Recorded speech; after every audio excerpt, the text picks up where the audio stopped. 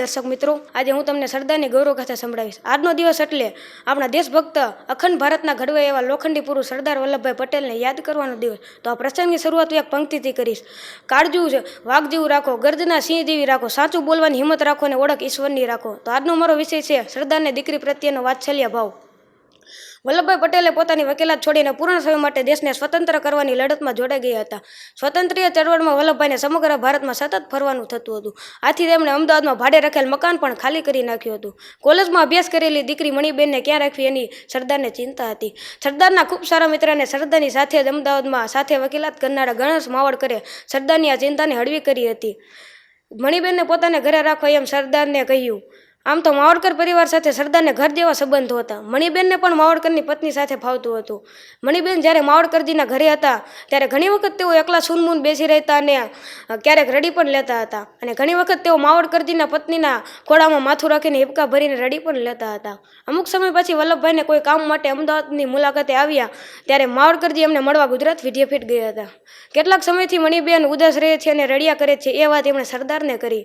સરદારે તરત જ પોતાના બીજા અન્ય કામોને બાજુમાં રાખીને પોતાની વહાલસોઈ દીકરીને મળવા માવડકરજીના ઘરે ગયા. વલ્લભભાઈ પટેલે પોતાની દીકરીને એકાંતમાં બોલાવીને એના માથા પર પ્રેમથી હાથ ફેરવતા કહ્યું, બેટા તને શું તકલીફ છે? તારી માં નથી એટલે તારા માટે માં પણ હું જ છું અને બાપ પણ હું જ છું.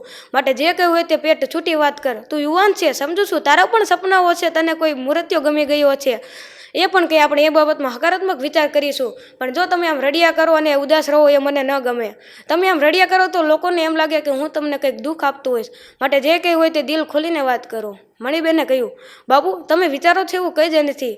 બસ મને તો તમારા વિના એકલું એકલું લાગે છે. તમે જ્યારે વકીલાત કરતા હતા ત્યારે આપણે કેવા સાથે રહેતા, કેવી રાજાશાહી જિંદગી જીવતા હતા.